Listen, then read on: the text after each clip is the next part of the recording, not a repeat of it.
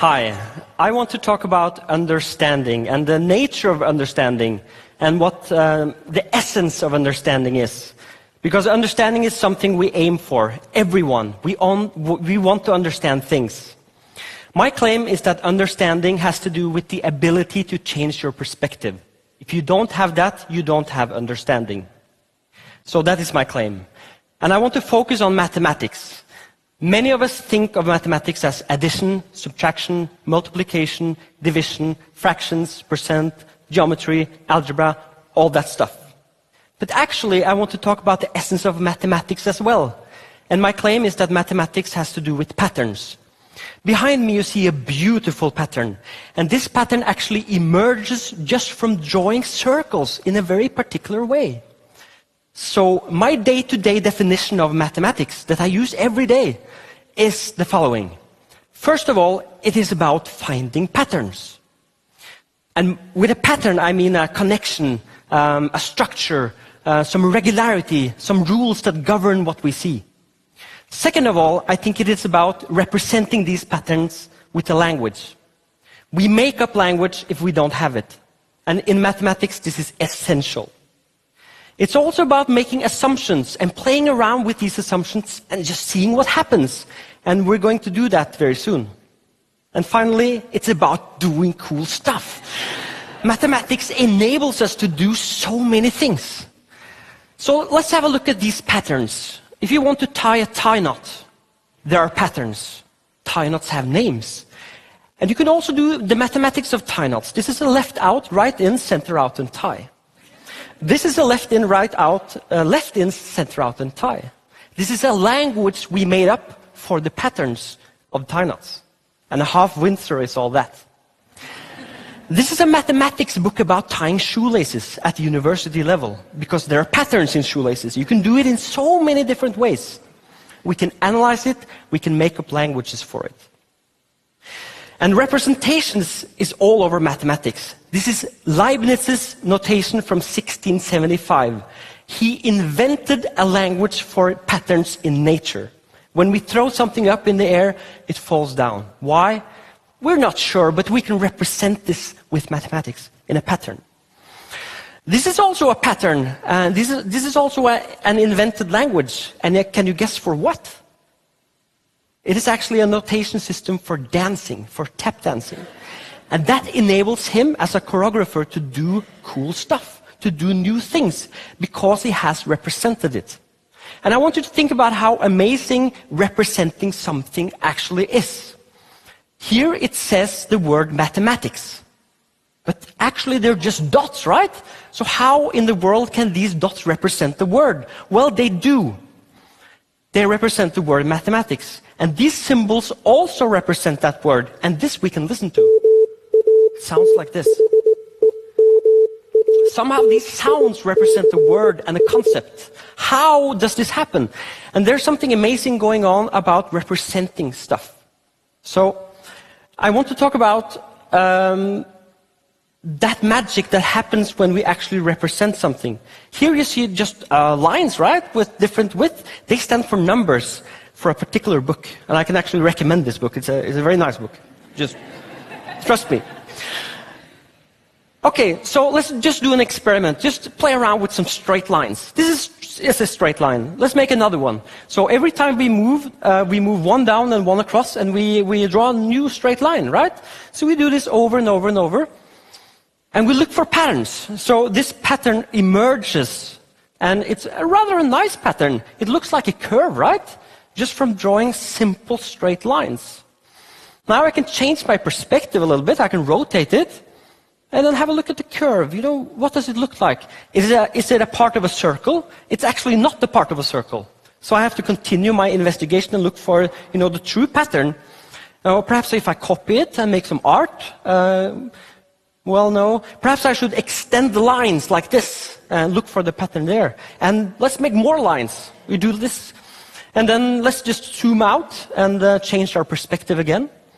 And then we can actually see that what started out as just straight lines is actually a curve called the parabola.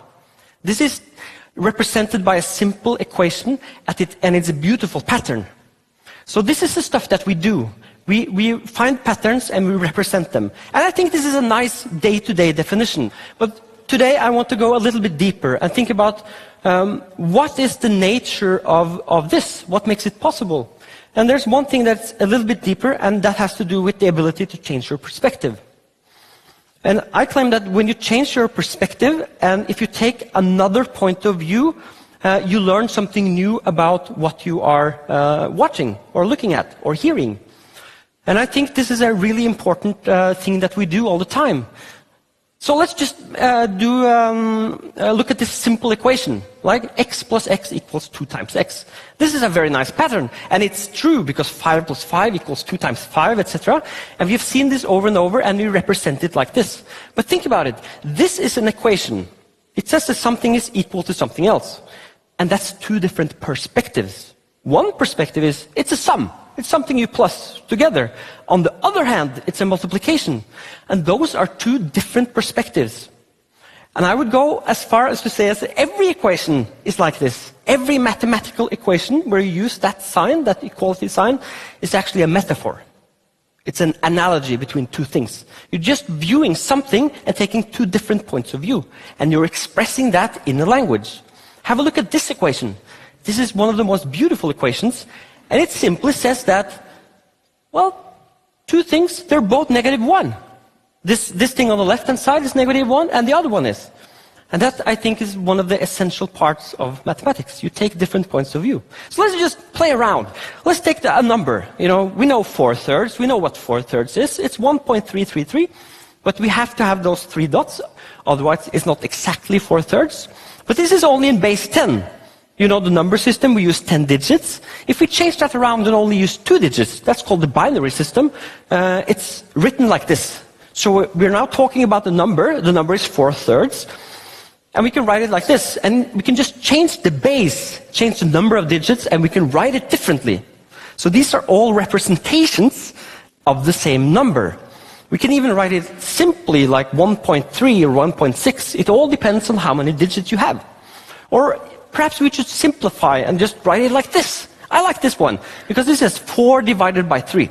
And this number expresses a relation between 2 numbers. You have 4 on the one hand and 3 on the other. And you can visualize this in many ways. And what I'm doing now is I'm viewing that number from different perspectives. I'm playing around. I'm playing around with how we view something. And I'm doing it very deliberately. We can take a grid.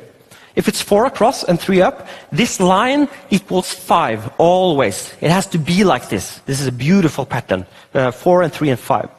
And this rectangle, which is 4 by 3, you've seen a lot of times. This is your average computer screen. 800 by 600 or 1600 by 1200 is the television or a computer screen. So these are all nice representations, but I want to go a little bit further and just play more with this number. Here you see 2 circles, and I'm going to rotate them like this. And observe the upper left one. It goes a little bit faster, right? You can see this. And it actually goes exactly 4/3 as fast. And that means that when it goes around 4 times, the other one goes around 3 times. Now, let's make 2 lines and draw this dot where the lines meet. We get this dancing dot around. And this dot comes from that number. Right? Now we should trace it. Let's trace it and see what happens. This is what mathematics is all about. It's about seeing what happens. And this emerges from 4/3. I like to say that this is the image of 4/3. It's a very much nicer. Thank you.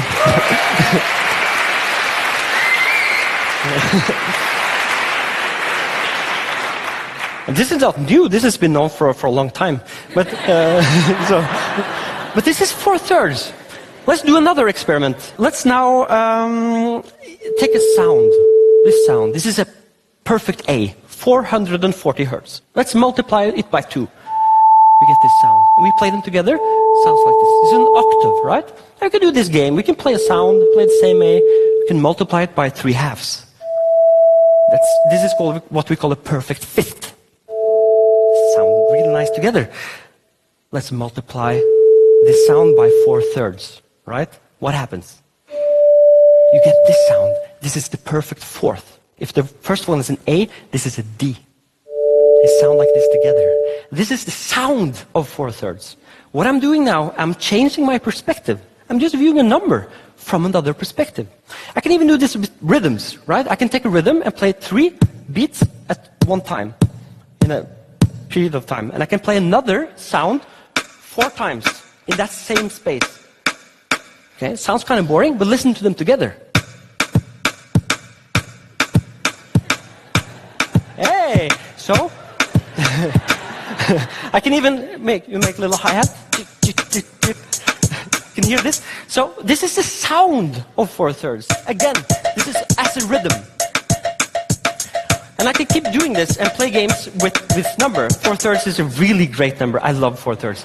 I mean, truly, it's an undervalued number. So if you take a sphere and look at the volume of the sphere, it's actually 4/3 of some particular cylinder. So 4/3 is in the sphere. It's the volume of the sphere. Okay, so why am I doing all this?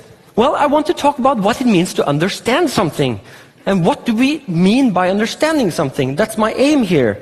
And my claim is that you understand something if you have the ability to view it from different perspectives. Let's look at this letter. It's a beautiful R, right? How do you know that?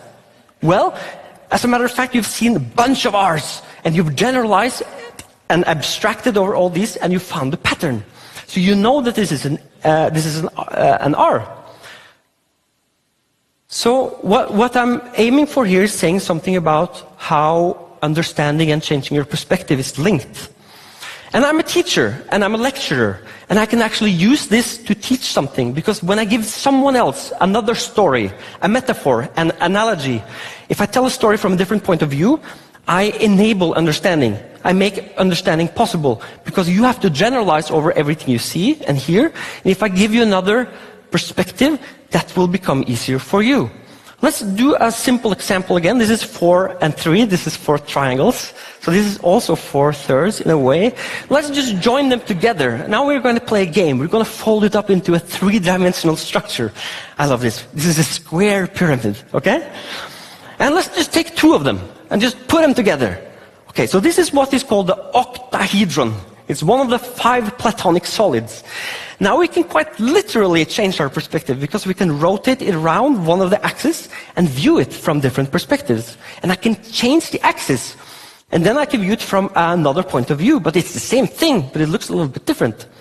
And I can do it even one more time, and every time I do this, something else appears. So I'm actually learning more about the object when I change my perspective. I can use this as a tool for creating understanding. I can take 2 of these and just put them together like this and see what happens. And it looks a little bit like the octahedron. Have a look at it. If I spin it around like this, what happens? Well, if you take 2 of these, join them together and spin it around, there's your octahedron. Again, a beautiful structure. If you lay it out flat on the floor, this is the octahedron. This is the graph structure of an octahedron. And you can I can continue doing this.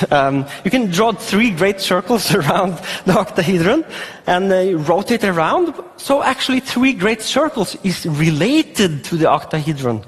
And if you take a bicycle pump and just pump it up, you can see that this is also a little bit like the octahedron.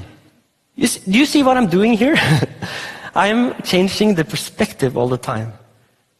So let's now take a step back.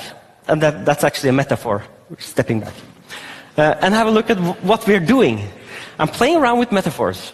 I'm playing around with perspectives and analogies. I'm telling one story in different ways. I'm telling stories. I'm making a narrative, and I'm making several narratives. And I think all these things makes understanding possible. I think this actually is the essence of understanding something. And I truly believe this. So this thing about changing your perspective, it's absolutely fundamental for humans. Let's play around with this Earth. Let's zoom into the ocean. Have a look at the ocean. We can do this with anything. We can take the ocean and view it up close. We can look at the waves. We can go to the beach. We can view the ocean from another perspective. Every time we do this, we learn a little bit more about the ocean. If we go to the shore, we can kind of smell it, right? We can hear the sound of the waves. You can feel the salt on our tongues. So all these are different perspectives. And this is the best one. We can go into the water. We can see the water from the inside. And you know what? This is absolutely essential in mathematics and computer science. If you're able to view a structure from the inside, then you really learn something about it. That's somehow the essence of something. So when we do this, and we're taking this journey into the ocean, we use our imagination. And I think this is one level deeper, and it's actually a requirement for changing your perspective. We can do a little game. You can actually imagine that you're sitting there. You can imagine that you're up here and that you're sitting here. You can view yourselves from the outside. That's really a strange thing. You're changing your perspective, you're using your imagination, and you're viewing yourself from the outside. And that requires imagination. And mathematics and computer science is the most imaginative art forms ever. And this thing about changing perspectives should sound a little bit familiar to you, because we do it every day. And then it's called empathy. When I view the world from your perspective, I have empathy with you. If I really, truly understand what the world looks like from your perspective, I am empathetic. That requires imagination. And that is how we obtain understanding. And this is all over mathematics, and this is all over computer science, and there's a really deep connection between empathy and these sciences. So, my conclusion is the following. Understanding something really deeply has to do with the ability to change your perspective. So my advice to you is try to change your perspective. You can just study mathematics. It's a wonderful way to train your brain. Changing your perspective makes your mind more flexible. It makes you open to new things, and it makes you able to understand things. And to use yet another metaphor, it's have a mind like water. That's nice. Thank you.